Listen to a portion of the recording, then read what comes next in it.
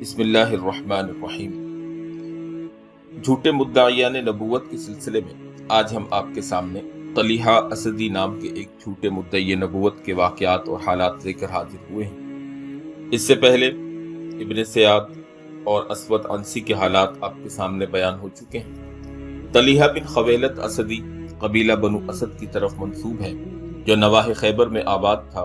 اس شخص نے حضور صلی اللہ علیہ وسلم کے عہد سعادت میں مرتد ہو کر سمیرہ میں اقامت اختیار کی اور وہیں دعوی نبوت کر کے خلق خدا کو گمراہ کرنے میں مصروف ہو گیا۔ تھوڑے ہی دن میں ہزاروں لوگ اس کے حلقہ ارادت میں داخل ہو گئے۔ طلیحہ نے چند اکاذیب یعنی جھوٹی باتیں اپنی طرف سے جوڑ کر ان کو مسجع کیا اور اپنی نئی شریعت لوگوں کے سامنے اس شکل میں پیش کی کہ نماز صرف قیام کو ضروری قرار دیا اور رکوع اور سجود کو نماز سے ختم کر دیا۔ اور رکوع اور سجود کے متعلق وہ کہا کرتا تھا کہ خدائے بے نیاز منہوں کو خاک پر رگڑنے سے مستغنی اور بے نیاز ہے، وہ تمہاری پشت کی خمیدگی سے بھی بے نیاز ہے، معبود برحق کو کھڑا ہو کر یاد کر لینا کافی ہے۔ دوسرے احکام اور عبادات کے متعلق بھی بہت سی باتیں اپنی طرف سے بنائیں۔ کہا کرتا کہ جبریل امین ہر وقت میری مصاحبت میں رہتے ہیں اور وزیر کی حیثیت سے تمام امور میں مجھے مشورہ دیتے ہیں۔ طلیحہ نے اپنے چچا زاد بھائی حیال یا حبال نام کا آدمی تھا، اس کو دنیا کے ہادی امام اعظم حضور صلی اللہ علیہ وسلم کے پاس اپنی نبوت کی دعوت کے لیے مدینہ روانہ کیا۔ حیال بارگاہ نبوت میں پہنچا اور صورتحال بیان کر کے حضور صلی اللہ علیہ وسلم کو طلیحی نبوت پر ایمان لانے کی دعوت دی۔ حیال نے اپنے اس بات میں یہ دعویٰ میں بات یہ کہی کہ طلیحہ کے پاس ذوالنون یعنی روح الامین آتا ہے۔ آپ صلی اللہ علیہ وسلم نے فرمایا، تم لوگوں نے محض ذوالنون کا نام کہیں سن لیا ہے؟ حیال اس کے جواب میں نہایت مغرورانہ لہجے میں کہنے لگا، واہ صاحب، آپ کیا کہتے ہیں؟ کیا وہ شخص جھوٹا ہو سکتا ہے جس کو لاکھوں مخلوق اپنا ہادی اور نجات دہندہ یقین کرتی ہے؟ حضور صلی اللہ علیہ وسلم اس گستاخی پر ناراض ہوئے اور فرمایا کہ خدا تمہیں ہلاک کرے اور تمہارا خاتمہ بالخیر نہ ہو۔ چنانچہ ایسا ہی ہوا۔ حیال حالت ارتداد میں وہی قتل ہوا اور واصل جہنم ہو کر دنیا سے نامراد چلا گیا۔ حیال کے چلے جانے کے بعد حضور صلی اللہ علیہ وسلم نے حضرت زرار بن ازور کو اپنے ان عمال اور قبائل کے پاس تحریک جہاد کی غرض سے روانہ فرمایا جو طلیحہ سے قریب واقع تھے۔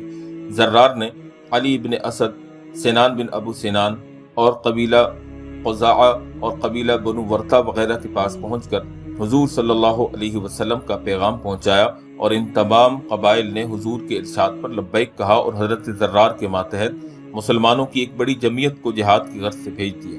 چنانچہ لشکر اسلام طلیحہ کے مقابلے میں اس مقام پر پہنچ کر خیمہ زن ہوا۔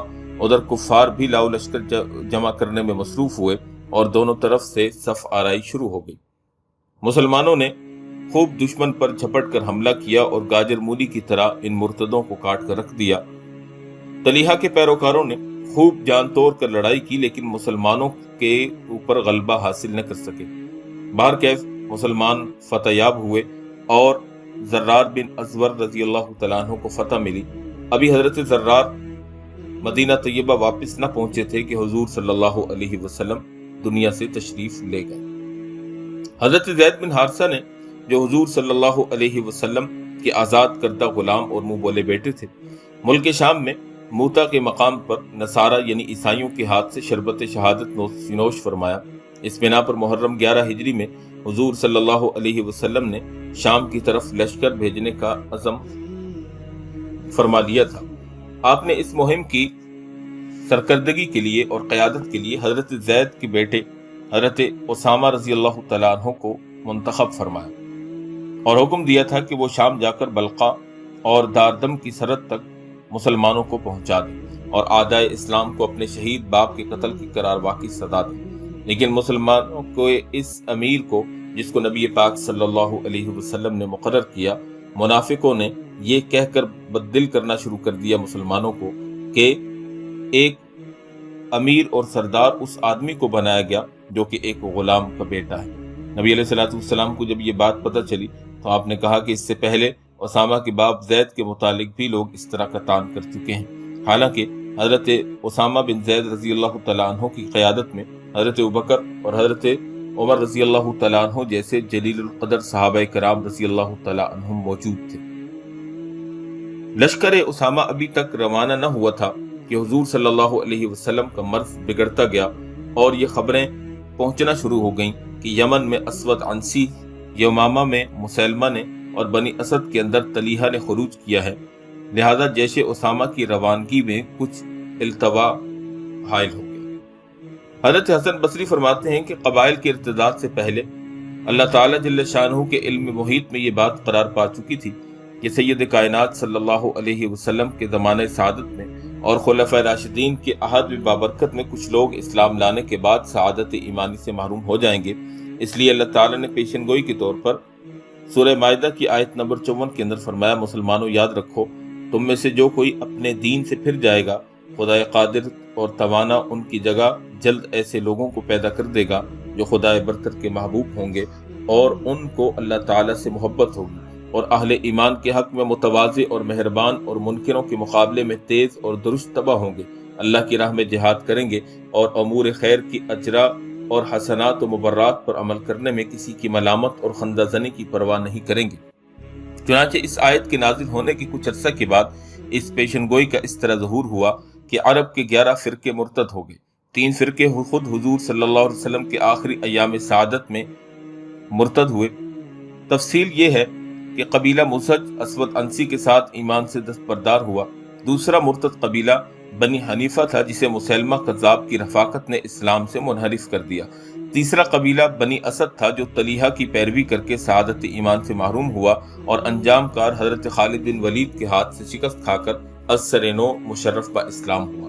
इन कबाइल के अलावा 7 और फ़िरके हजरत अबू बकर सिद्दीक रज़ी अल्लाह तआला अन्हु के अहद में ज़कात के मुनकिर होकर फाक़िदुल ईमान हुए।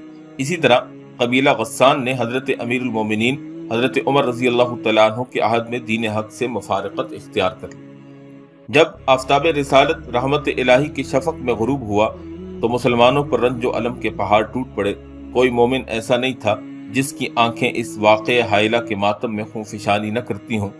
इसके साथ ही मुसलमानों के ऊपर इब्तला और आजमाइश का एक नया दौर शुरू हो गया। यूं ही विसाल नबवी की खबर अकनाफ मुल्क में फैली। अक्सर कबाइल अरब का जोर ईमान मुतलातिम हो गया और मुनाफिकों को अपना कुफर आश्कारा करने की जुर्रत हो गई, क्योंकि हुजूर सल्लल्लाहु अलैहि वसल्लम का विसाल लोगों के लिए एक मिक़यासुल ईमान था जो उनके कुफर और ईमान की सही कैफियत बता रहा था। उस वक़्त न सिर्फ मुनाफिकों को अपना कुफर बरमला जाहिर करने का हौसला हो गया बल्कि अरब के अक्सर कबाइल मुर्तद हो गए। इस पर मुस्तदाद ये कि यहूद व नसारा भी हर तरफ फसाद और सरकशी पर आवादा नजर आए। नबी पाक सल्लल्लाहु अलैहि वसल्लम के ज़िल्ले आतिफत का फुक़दान, मुसलमानों की क़िल्लत तादाद और आदा और दुश्मनों की कसरत वगैरह वो असबाब थे जिन्होंने बकौल इब्न असीर मुसलमानों का वही हाल कर दिया जो बारिश की शब ज़ुल्लाम यानी अंधेरी रात में बकरियों का हुआ करता है। मदीना में सहाबा कराम की कश्ती खातिर इस आम शोरश और हमागीर बगावत को देख देख कर गिरदाब तफक्कुर में डगमगा रही थी। हर मोमिन कानत का दिल इस हादसे फाजिआ से दाग दाग हो रहा था। ऐसे वक़्त में जनाब अबू बकर सिद्दीक रज़ी अल्लाह तआला अन्हु का ही दिल गुर्दा था जिसने सफीना मिल्ली और सफीना इस्लामी के गिरदाब फना से बचाकर ना मिल्लत बैज़ा को एक नाकाबिले तलाफी नुकसान होने से बचा लिया। जब मुसलमानों ने देखा कि अमीरुल मोमिनीन अबू बकर ऐसे नाजुक और पुरआशोब दौर में भी बदस्तूर जैशे उसामा को रवाना करने पर इसरार कर रहे हैं तो उन्होंने अर्ज किया कि ए खलीफा रसूल, इस वक्त यही लोग यानी उसामा रज़ी अल्लाह तआला अन्हु का लश्कर ही इस्लामी जमीयत की कुल कायनात है और अरब की जो हालत हो रही है उसने दिलों में कुलज़म गम की तुग़यानी बपा कर रखी है। इसलिए किसी तरह मुनासिब नहीं कि मौजूदा हालत में मुसलमानों की जमीयत को मुंतशिर करके मदीना को दुश्मनों के हमलों की आमाजगाह बना दिया जाए। हज़रत अबू बकर सिद्दीक ने फरमाया, वल्लाह, अगर मुझे ये भी मालूम हो जाए कि लश्कर उसामा की रवानगी के बायस मुझ पर आसमान टूट पड़ेगा या मुझे जमीन निगल जाएगी तो भी मैं इसे जरूर रवाना करूंगा, क्योंकि रसूल अकरम सल्लल्लाहु अलैहि वसल्लम ने जो हुक्म दिया उसे पूरा करके रहना ही मेरा फर्ज है। अमीरुल मोमिनीन ने एक फसी और बलीग खुतबा इरशाद फरमाया जिसमें मुसलमानों को शरीक गज़ा होने की तारीफ फरमाई और कहा कि उसामा के लश्कर वाले अपने लश्करगाह की तरफ चले जाएं। सब लोग हस्ब फरमान लश्कर में शामिल हो गए और इस तरह मुसलमान मदीना मुनव्वरा में खाल खाल ही नजर आने लगे। अब हजरत उसामा ने जनाब हजरत उमर रज़ी अल्लाह तआला अन्हु को جو ان کی فوج میں داخل تھے امیر المومنین حضرت ابوبکر کی خدمت میں اس پیغام کے ساتھ بھیجا کہ اگر حکم ہو تو میں اس لشکر کو آپ کے پاس واپس لے آؤں، کیونکہ اسلام کی ساری جمعیت اور قوم کے تمام اکابر میرے لشکر میں شریک ہیں، اس لیے مجھے خلیفہ رسالت حرب رسول اللہ اور مسلمانان مدینہ کی طرف سے بڑا کھٹکا ہے کہ مبادا مشرک حملہ آور ہو کر انہیں تباہ و برباد نہ کر دیں۔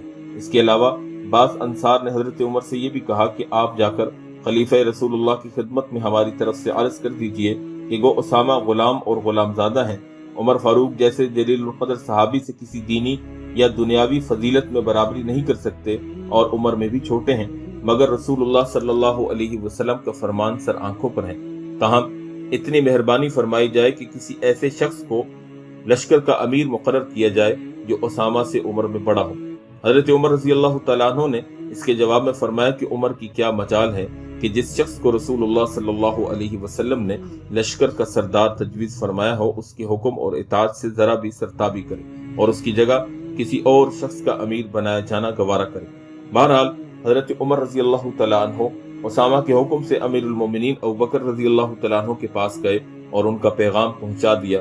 خلیفہ رسول اللہ صلی اللہ علیہ وسلم نے فرمایا کہ اگر مجھے اس بات کا بھی خوف ہو کہ جیسے اسامہ کی روانگی کے باعث مجھے بھیڑیے اور شیر پھاڑ کھائیں گے، تب بھی میں اسامہ کو ضرور روانہ کروں گا، اور گو میرے پاس یہاں تک کہ ایک آدمی بھی نہ رہ جائے مگر میں سرکار دو عالم صلی اللہ علیہ وسلم کے فیصلہ کو کبھی مسترد نہ کروں گا۔ پھر جناب عمر رضی اللہ تعالیٰ عنہ نے عرض کیا کہ انصار کی یہ خواہش ہے کہ آپ کسی ایسے شخص کو امیر لشکر مقرر فرمائیں جو اسامہ سے عمر میں بڑا ہو۔ یہ سن کر حضرت امیر المومنین ناخوش ہوئے اور فرمایا کہ حضور صلی اللہ علیہ وسلم نے تو اسامہ کو لشکر کا سردار بنا دیا تھا، مگر افسوس تم لوگ چاہتے ہو کہ میں انہیں معزول کر دوں۔ بخدا یہ کبھی نہیں ہو سکتا۔ یہ تھا حضرت امیر المومنین صدیق اکبر رضی اللہ تعالیٰ عنہ کا بے نظیر استقلال اور رسول اللہ صلی اللہ علیہ وسلم کی محبت کا جذبہ کہ سارا عرب دشمن ہے اور ہر وقت دارالخلافہ پر حملوں اور یورشوں کا کھٹکا ہے، مگر آپ کی جبین استقلال پر شکن تک نہیں پڑی اور آپ کو اس بات پر برابر اصرار ہے کہ رسول اللہ صلی اللہ علیہ وسلم کی مرضی مبارک بہرحال اس کا احترام کیا جائے گا۔ یہی وہ صفات تھیں جن کی بدولت حضرت ابوبکر صدیق رضی اللہ تعالیٰ عنہ افضل البشر بعد الانبیاء کہلائے۔ اب امیر المومنین ابوبکر صدیق رضی اللہ تعالیٰ عنہ مدینہ سے نکل کر لشکرگاہ تشریف لے گئے اور اسامہ کی مشایعت یعنی ان کے ساتھ چلنا شروع کیا۔ اس وقت حالت یہ تھی کہ خلیفہ رسول تو پیدل جا رہے تھے اور اسامہ سوار تھے۔ حضرت اسامہ نے عرض کیا کہ اے اللہ کے رسول کے خلیفہ، یا تو آپ بھی سوار ہو جائیے ورنہ مجھے اجازت دیجیے کہ گھوڑے سے نیچے اتر پڑوں۔ حضرت ابوبکر نے فرمایا اس کی ضرورت نہیں، بلکہ اس میں تو میرا سراسر نفع ہے کہ ایک ساتھ کے لیے اپنے قدموں کو فی سبیل اللہ گرد آلود کروں۔ جب امیر المومنین لوٹنے لگے تو حضرت اسامہ سے فرمایا کہ اگر تمہارے نزدیک نامناسب نہ ہو تو عمر کو میری رفاقت اور اعانت کے لیے میرے پاس چھوڑ جاؤ۔ حضرت اسامہ نے انہیں بخوشی اجازت دے دی۔ امیر المومنین رضی اللہ تعالیٰ عنہ نے رخصت کے وقت حضرت اسامہ کو وصیت کی کہ کسی معاملہ میں کسی شخص سے خیانت نہ کرنا، کسی سے عذر و فریب سے پیش نہ آنا، افراط اور تفریط سے بچنا، کسی کے ناک کان نہ کاٹنا، بچوں، بوڑھوں، مریضوں اور عورتوں پر رحم کرنا، کسی درخت کو نہ کاٹنا، بکری، گائے اور اونٹوں کو بلا ضرورت ذبح نہ کرنا، اور فرمایا ان قریب تمہارا گزر ایسے لوگوں پر ہوگا جو صوامع اور معابد میں عبادت گزین ہوں گے، ان سے اور ان کے مال و اسباب سے کسی قسم کا تعارض نہ کرنا، اور ان سب باتوں کے علاوہ ان جملہ ہدایات کو اپنے لیے چراغ راہ بنا لینا جو رسول اللہ صلی اللہ علیہ وسلم نے تمہیں تلقین فرمائی تھی۔ قبیلہ بنو اسد کی آبادی جنہوں نے طلیحہ کا نیا دین قبول کیا تھا اتنی بڑھ گئی تھی کہ سمیرہ میں ان کی گنجائش نہ رہی، اس لیے ان لوگوں کے دو فریق بن گئے۔ ایک فریق ابرق میں اقامت گزین ہوا اور دوسرا فریق ترک وطن کر کے ذی القصہ کو چلا گیا۔ دوسرا فریق اس کی طلیحہ نے امداد کی اور اپنے بھائی حیال کو ان لوگوں پر امیر بنا کر بھیج دیا۔ حیال ان لوگوں کا بھی حاکم تجویز ہوا جو قبائل وعل، لیس اور مزلت سے تعلق رکھتے تھے۔ حضرت اسامہ کی روانگی کے بعد جب اشرار اور مرتدین کو معلوم ہوا کہ مدینہ میں خلیفہ کے پاس کوئی جمعیت حفظ و دفاع کے لیے باقی نہیں رہی تو ان کی رگ شر میں فساد اور جنبش پیدا ہوئی اور غطفان کا ایک وفد اور حیال کا قاصد دارالخلافہ مدینہ کو آئے۔